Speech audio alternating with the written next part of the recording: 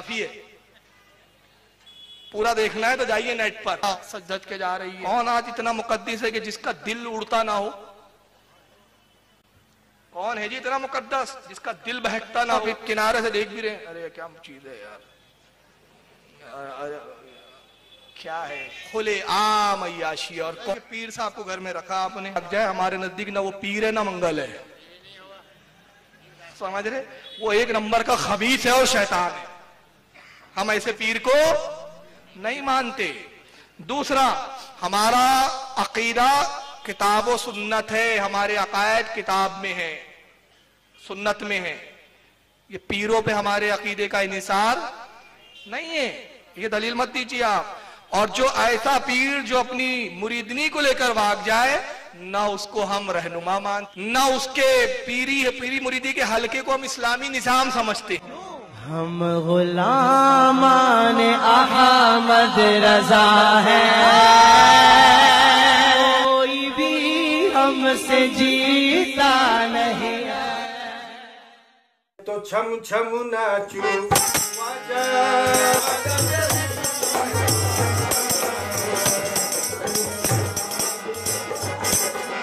नाचेंगे हम, थिरकेंगे।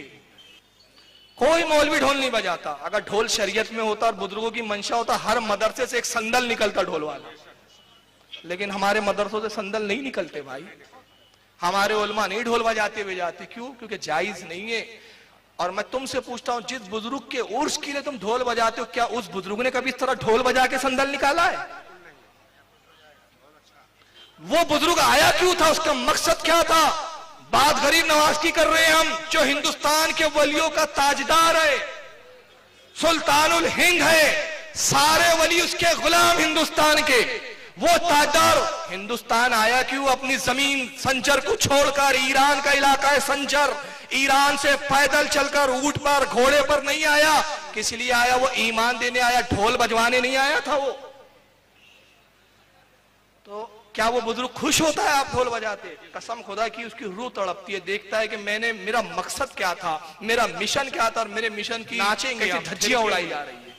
जिस संदल को आप बुजुर्ग की खुशनुदी के लिए निकाल रहे हैं, मकसद है कि बुजुर्ग खुश हो जाए, राजी हो जाए।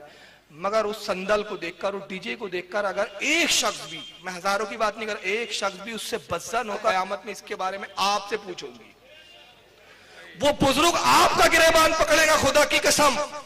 और वो बुजुर्ग कहेगा, बदबख्त, मेरा आशिक बनता था, मेरी मोहब्बत का दावा करता था, अरे मैं तो इस्लाम की तबलीग के लिए आया था, तेरे ढोलों ने कितनों को इस्लाम से हटा दिया। इसका जवाब दे मुझे। क्या जवाब दोगे उस वक्त? कहोगे हमारी मस्ती थी, मजा था, हम तो इश्क में डूबे हुए थे। वो कौन सा इश्क भाई जो इस्लाम से लोगों को बज़्ज़न करे?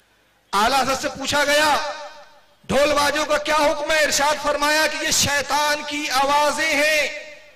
और अल्लाह के रसूल ने फरमाया, मेरी उम्मत में जरूर लोग होंगे, मेरी उम्मत में जरूर लोग होंगे, मेरी उम्मत में जरूर लोग होंगे जो तीन चीज को हलाल ठहराएंगे, जबकि मैंने अपनी उम्मत पर वो हराम किया है।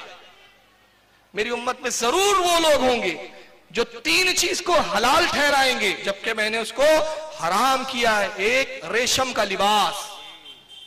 मर्द रेशम का लिबास मर्दों के लिए हराम, औरतें पहन सकती है, औरतों के लिए जायज है रेशम का लिबास, जिसको कोसा भी बोलते हैं। दूसरा फरमाया शर्मगाह, गैर की शर्मगाह, यानी जिना। जिना करेंगे और कहेंगे अरे कुछ नहीं है, सब चलता है ना, मॉडर्न है यार, आज का माहौल है, चलता है। अल्लाह के रसूल पर मेरी उम्मत में जरूर होंगे, जिना को भी हलाल समझेंगे।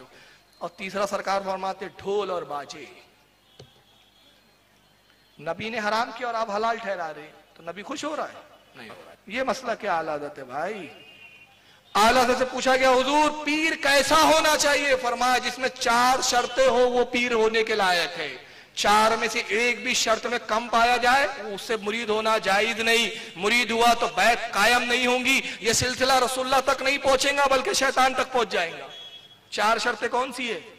आज तो पीर का मयार फला साहब बहुत पहुंचे हुए बाबा है, बहुत बड़े बुजुर्ग है, क्यों? फला सेठ साहब इनके मुरीद है। ये मयार नहीं है भाई। मयार क्या है? 4 शर्तें हालत बताते हैं। पहला शर्त, आलिम बाअमल हो, बाअमल। और फरमाते अगर आलिम ना हो تو کم از کم اتنا علم رکھتا ہو کہ اپنے ضروریات کے مسائل بغیر کسی کی مدد سے کتابوں سے نکال سکے. اگر خود جاہل ہوگا تو مرید کی کیا رہنمائی کرے گا؟ مرید نے ایک مسئلہ پوچھا، حضور یہ مسئلہ آ گیا، اب خود ہی نہیں معلوم تو کیا مرید کو بتائیں گا؟ تعالیٰ فرماتے عالم بامال ہو، پہلی شرط پیر کی. اور اگر اتنا علم نہیں رکھتا، عالم مدرسے کا نہیں ہے، نہیں پڑھا مدرسے سے، تو کم از کم اتنا علم رکھتا ہو کہ اپنے ضروریات کے مسائل بغیر کسی کی مدد سے کتابوں سے نکال کر بیان کر سکے. جس میں اتنی صلاحیت ہو وہ پیر کہلانے کے لائق ہے، پہلی شرط. دوسری فرماتے فاسق معلن نہ ہو، فاسق داڑھی منڈا نہ ہو. داڑھی صاحب ہے، چھوٹی ہے، پیر صاحب ہے، طریقت پہ ہے، نہیں چلتا بھائی. فاسق معلن نہ ہو. دوسرا فرماتے بے نمازی وغیرہ فسق کی قسموں میں آگیا، جھوٹ نہ بولتا ہو، بے نمازی نہ ہو، بد نگاہی نہ کرتا ہو، عورتوں سے پیر نہ دباتا ہو، بے پردہ عورتوں سے نہ ملتا ہو. جو شریعت کا پابند ہے وہ غیر فاسق ہے، اور جو شریعت کے احکام کی پامالی کرتا ہے وہ فاسق ہے، اور فاسق سے مرید ہونا جائز نہیں ہے. تیسری شرط بتاتے ہیں کہ اس کا سلسلہ متصل ہو، یعنی رسول اللہ تک پورے سلسلے کی کڑی ملتی ہو، ایک بھی کڑی بیچ میں ڈیمیج نہ ہو، ایک بھی اس سلسلے میں ایسا مرید پیر نہ آیا ہو کہ جو فاسق تھا یا ان شرائط میں سے ایک کمی تھی. اور چوتھی شرط فرماتے ہیں سنی صحیح عقیدہ ہو اور عقیدے میں مستقل ہو. مستقل کے معنی کیا؟ یعنی ایسا نہیں ڈھلمل آج ادھر کچھ آج ادھر کچھ آج ادھر کچھ، یعنی عقیدے کی جانکاری اتنی ہو کہ آج اس کو دیکھ کر اندازہ ہو کہ یہ عقیدے میں پختہ ہے، اور اتنا عقائد کا جانکار ہے کہ آئندہ بھی مستقبل میں کبھی بد مذہب نہیں ہوگا. جب اتنا اس کا علم کا پایا آپ کو نظر آئے، ایسے شخص سے مرید ہونا چاہیے. اور الحمدللہ ایسے پیر آج موجود ہے.